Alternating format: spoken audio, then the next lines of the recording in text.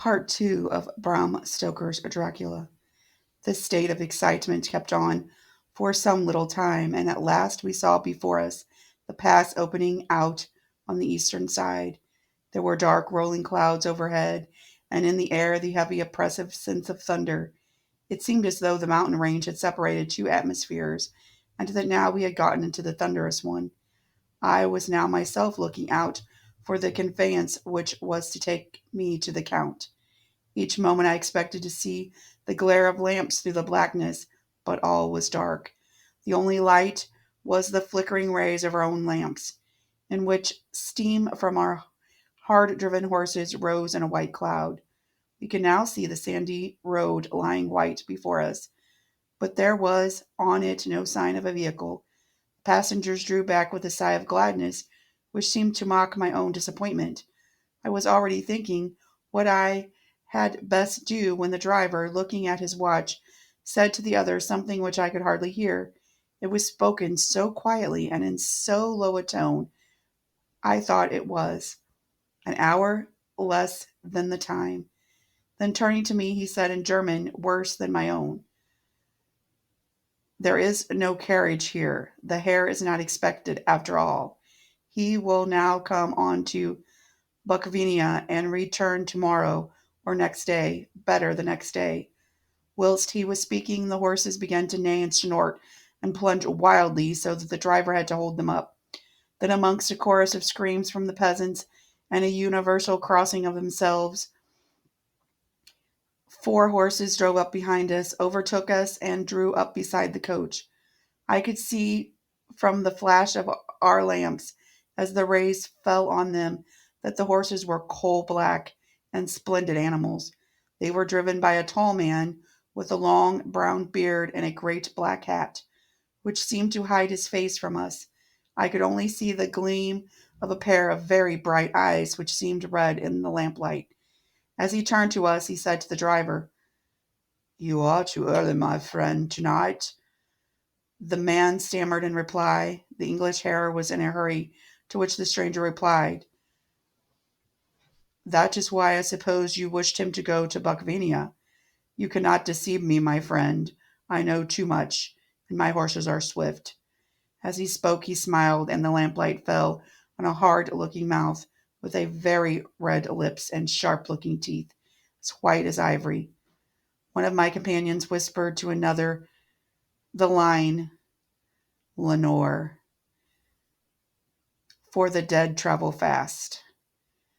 The strange driver evidently heard the words, for he looked up with a gleaming smile. The passenger turned his face away at the same point, pointing out his two fingers and crossing himself, giving me the Herr's luggage and the driver, and with exceeding speed my bags were handed out and put into the coach.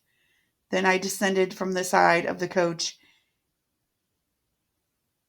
the driver helping me with a hand which caught my arm in a grip of steel.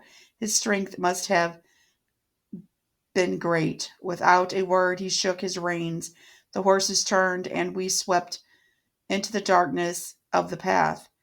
As I looked back, I saw the steam from the horses of the coach by the lamp of the lights, and projected against the figures of my late companions crossing themselves. Then the driver cracked his whip and called to his horses, and off they swept on their way to Bokvania. As they sank into the darkness, I felt a strange chill, and a lonely feeling came over me. But a cloak was thrown over my shoulders, and a rug across my knees, and the driver said, in excellent German, "This night is chill, mein Herr, and my master the Count bade me to take all care of you. There is a flask of plum brandy of the country underneath the seat, if you should require it." I did not take any, but it was a comfort to know that it was there all the same. I felt a little strange and not a little frightened. I think, had there been an alternative, I should have taken it instead of prosecuting that unknown night's journey. The carriage went at a hard pace straight along. Then we made a complete turn and went along another straight road. It seemed to me that we were simply going over and over the same ground again, and so I took note of some salient point and found that this was so. I would have liked to ask the driver what this all meant, but I really feared to do so, for I thought that, placed as I was, any protest would had no effect in case there had been an intention to delay. By and by, however, as I was curious to know how time was passing, I struck a match, and by its flame looked at my watch. It was within a few minutes of midnight. This gave me a sort of shock, for I suppose the general superstition about midnight was increased by my recent experiences. I waited with a sick feeling of suspense. Then a dog began to howl, somewhere in a farmhouse far down the road, a long, agonized wailing, as if from fear. The sound was taken up by another dog, and then another and another, till, borne on the wind, which now sighed softly through the pass, a wild howling began, which seemed to come from all over the country, as far as the imagination could grasp it through the gloom of the night. At first the horses began to strain and rear, but the driver spoke to them soothingly and they quieted down, but shivered and sweated as though after a runaway from sudden fright. Then, far off in the distance from the mountains on each side of us began a louder, sharper howling, that of wolves, which affected both the horses and myself in the same way, for I was minded to jump from the carriage and run, whilst they reared against and plunged madly, so that the driver had to use all his great strength to keep them from bolting. In a few minutes, however, my own ears got accustomed to the sound, and the horses so far became quiet, and the driver was able to descend and to stand before them. He petted and soothed them and whispered something in their ears, as I have heard of horse tamers doing, and with extraordinary effect, for under his caress they became quite manageable again, though they still trembled. The driver again took the seat, and shaking his reins, started off at a great pace. This time, after going to the far side of the pass, he suddenly turned down a narrow roadway which ran sharply to the right. Soon we were hemmed in with trees, which in places arched right over the roadway till we passed as though a tunnel, and again great frowning rocks guarded us boldly on either side. Though we were in shelter, we could hear the rising wind, for it moaned and whistled through the rocks, and the branches of the trees crashed together as we swept along. It grew colder and colder still, and a fine powdery snow began to fall, so that soon we were all around us were covered in it with a white blanket. The keen wind still carried the howling of the dogs, though they grew fainter as we went on our way. The baying of the wolves sounded nearer and nearer, as though they were closing round us from every side. I grew dreadfully afraid, and the horses shared my fear, but the driver was not in the least disturbed. He kept turning his head to the left and right, but I could not see anything through the darkness. Suddenly, away on our left, I saw a faint flickering blue flame. The driver saw it at the last same moment, but at once he checked the horses and jumped to the ground, disappeared into the darkness. I did not know what to do, the less as the howling of the wolves grew closer. But while I wondered, the driver suddenly appeared again, and without a word took his seat, and we resumed our journey. I think I must have fallen asleep, and kept dreaming of the incident, for it seemed to be repeated endlessly, and now, looking back, it is like a sort of awful nightmare. Once the flames appeared so near the road that even in the darkness around us I could watch the driver's motions. He went rapidly to where the blue flames rose. It must have been very faint, for it did not seem to illuminate the place around it at all, and gathering a few stones, formed them into some device. Once there appeared a strange optical effect. When he stood between me and the flame, he did not obstruct it, for I could see its ghostly flicker all the same. This startled me, but at the effect was only momentary. I took it to my eyes, deceived me straining through the darkness. Then for a time there were no blue flames, and we sped onwards through the gloom with the howling of the wolves around us, as though they were following in a moving circle. At last there came a time when the driver went fully afield than he had yet done, and during his absence the horses began to tremble worse than ever and to snort and scream with fright. I no, could not see any cause for it, for the howling of the wolves had ceased altogether. But just then the moon, sailing through the black clouds, appeared behind the jagged crest of a pine-clad rock, and by its light I saw around us a ring of wolves with white teeth and lolling red tongues, with long, sinewy limbs and shaggy hair. They were 100 times more terrible in the grim silence which held them even when they howled. For myself, I felt a sort of paralysis of fear. If it is only when a man feels himself face to face with such horrors that he can understand their true import. All at once the wolves began to howl, as though the moonlight had some peculiar effect on them. The horses jumped about and reared and looked helplessly round with their eyes that rolled in a way painful to see. But the living ring of terror encompassed them on every side, and they had perforce to remain within. I called to the coachman to come, for it seemed to me that our only chance was to try to break out of the ring and to aid his approach.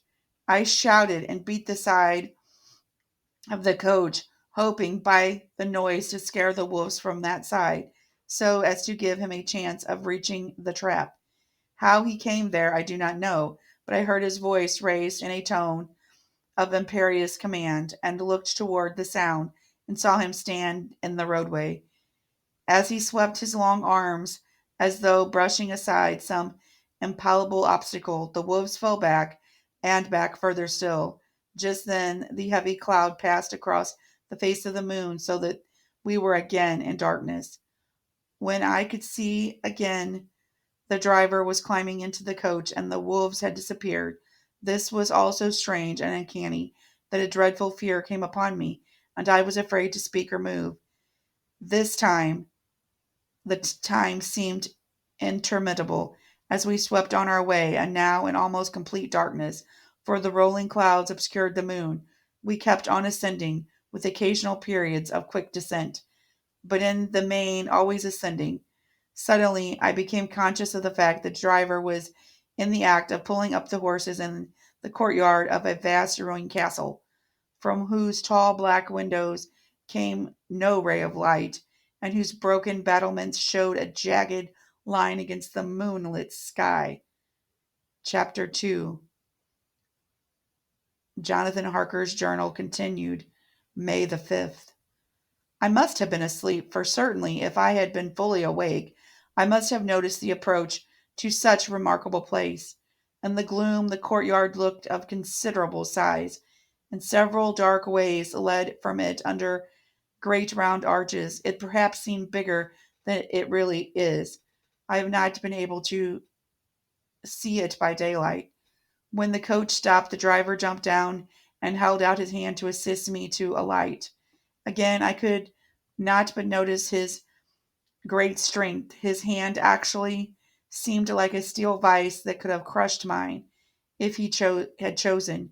Then he took out my traps and placed them on the ground beside me, and I stood close to a great door, old and studded with large iron nails, and set in a projecting doorway of massive stone. I could see even in the dim light that the stone was massively carved, but that the carving had been much worn by time and weather. As I stood, the driver jumped again into the seat and shook the reins. The horses started forward, and the trap and I all disappeared down one of the dark openings. I stood in silence where I was, for I did not know what to do. Of bell or knocker there was no sign. Through the frowning walls and dark window openings, it was not likely that my voice could penetrate. This time I waited seemed endless, and I felt doubts and fears crowding me. What sort of place had I come to? And among what kind of people? What sort of grim adventure was it on which I had embarked? Was this a customary incident in the life of a solicitor's clerk sent out to explain the purchase of a London estate to a foreigner? Solicitor's clerk. Mina would not like that. Solicitor.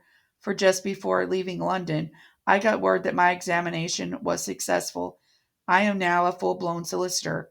I began to rub my eyes and pinch myself to see if I were awake. It all seemed like a horrible nightmare to me. I expected that I should suddenly awake and find myself at home, with the dawn struggling in through the window, as I had now and again felt in the mornings after a day of overwork. But my flesh answered the pinching test. My eyes were not to be deceived, and I was indeed awake and among the Carpathians. All I could do now was to be patient and to wait the coming of the morning. Just as I had come to this conclusion, I heard a heavy step approaching behind the great door, and I saw through the chinks the gleam of coming light, and there was a sound of rattling chains and the clanking of massive bolts drawn back. A key was turning in the loud grating noise, a long disuse, and the great door swung back. Within stood a tall old man, clean shaven, save for a long white mustache, and clad in black from head to foot, without a single speck of color about him anywhere. He held his hand an antique silver lamp, in which flame burned without chimney or globe of any kind, throwing long quivering shadows as it flickered in through the draught of the open door. The man motioned me in with his right hand with a courtly gesture, saying in excellent English, but with this strange annotation, "Welcome to my house. Enter freely and of your own will." He made no motion of stepping to meet me, but stood like a statue, as though his gesture of welcome had fixed him into stone. The instant, however, that I had stopped over the threshold, he moved impulsively forward, and holding out his hand, grasped mine with a strength which made me wince, an effect which was not lessened by the fact that it seemed as cold as ice, more like the hand of a dead man than a living man. Again he said, "Welcome to my house. Come freely, go safely, and leave something of the happiness you bring." The strength of the handshake was so much akin to that which I had noticed in the driver, whose face I had not seen, that for a moment I doubted if it were not the same person to whom I was speaking. So to make sure, I said interrogatively, "Count Dracula?" He bowed in a courtly way as he replied, "I am Dracula, and I bid you welcome, Mr. Harker, to my house. Come in. The night air is chill, and you must need to eat and rest." As he was speaking, he put the lamp on a bracket on the wall, and stepping out, took my luggage. He had carried it in before I could forestall him. I protested, but he insisted. "Nay, sir, you are my guest. It is late, and my people are not available. Let me see to your comfort myself." He insisted on carrying my traps along the passage and then up a great winding stair and along another great passage, on whose stone floor our steps rang heavily. At the end of this he threw open a heavy door, and I rejoiced to see within a well-lit room in which a table was spread for supper, and on whose mighty hearth a great fire of logs flamed and flared. The Count halted, putting down my bags, closed the door, and crossed the room, opened another door which led into a small octagonal room lit by a single lamp, and seemingly without a window of any sort. Passing through this, he opened another door and motioned me to enter. It was a welcome sight, for here was a great bedroom, well lighted and warmed with another log fire, which sent a hollow roar up the wide chimney.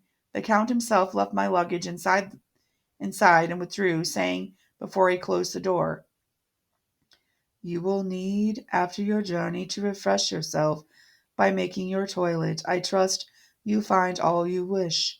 When you are ready, come into the other room, where you will find your supper prepared. The light and warmth and the Count's courteous welcome seemed to have dissipated all my doubts and fears. Having them reached my normal state, I discovered that I was half famished with hunger, so making a hasty toilet, I went into the other room. I found supper already laid out. My host, who stood on one side of the great fireplace leaning against the stonework, made a graceful wave of his hand to the table and said, I pray you be seated and sup how you please. You will, I trust, excuse me that I do not join you, but I have dined already, and I do not sup. I handed to him the sealed letter which Mr. Hawkins has entrusted me. He opened it and read it gravely, then with a charming smile he handed it to me to read. One passage of it, at least, gave me a thrill of pleasure. I much regret that an attack of gout, from which malady I am constant sufferer, forbids absolutely any travelling on my part for some time to come, but I am happy to say that I send a sufficient substitute, one in whom I have every possible confidence. He is a young man, full of energy and talent in his own way, and of very faithful disposition. He is discreet and silent, and has grown into manhood in my service. He shall be ready to attend on you when you will during his stay, and shall take your instructions in all matters. The Count himself came forward and took off the cover of a dish, and I fell at once on an excellent roast chicken. This was with some cheese and a salad and a bottle of old Tokay, of which I had two glasses with my supper. During this time I was eating. The Count asked me many questions as my journey, and I told him by degrees all that I experienced. By this time I had finished my supper, and my host's desire had drawn up a chair by the fire and began to smoke a cigar, which he offered me, at the same time excusing himself that he did not smoke. I had now an opportunity of observing him, and found him of a very marked physiognomy. His face was a very strong, aquiline, with high bridges of a thin nose, and peculiarly arched nostrils, with lofty domed forehead, and hair growing scantily round the temples, but profusely elsewhere. His eyebrows were very massive, almost meeting over the nose, with a bushy hair that seemed to curl in its own profusion. The mouth, so far as I could see it under a heavy mustache, was fixed with a rather cruel looking, with peculiarly sharp white teeth, though these protruded over the lips, whose remarkable rudiness showed astonishing vitality in a man of his years. For the rest, his ears were pale, at the top extremely pointed. The chin was broad and strong, and the cheeks firm though thin. The general effect was one of extraordinarily pallor. Hitherto I noticed the backs of his hands as they lay on his knees in the firelight. They had seemed rather white and fine, but seeing them now close to me, I could not but notice that they were rather coarse, broad, with squat fingers. Strange to say, there were hairs in the center of the palm, and the nails were long and fine, and cut into a sharp point. As the Count leaned over me and his hands touched me, I could not repress a shudder. It may have been that his breath was rank, but a horrible feeling of nausea came over me, which, do what I would, I could not conceal.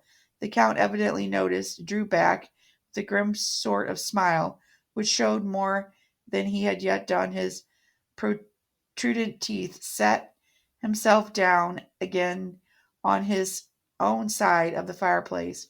We were both silent for a while, and I looked towards the window.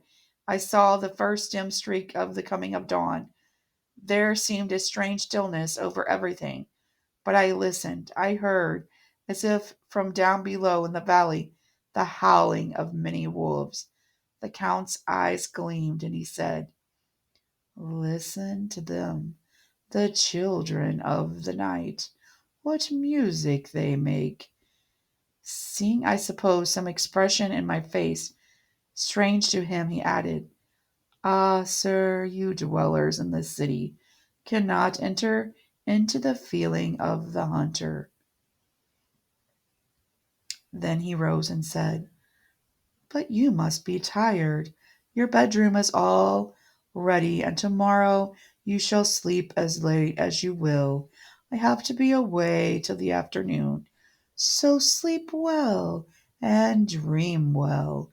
And with a courteous bow, he opened for me himself the door to the octagonal room, and I entered my bedroom.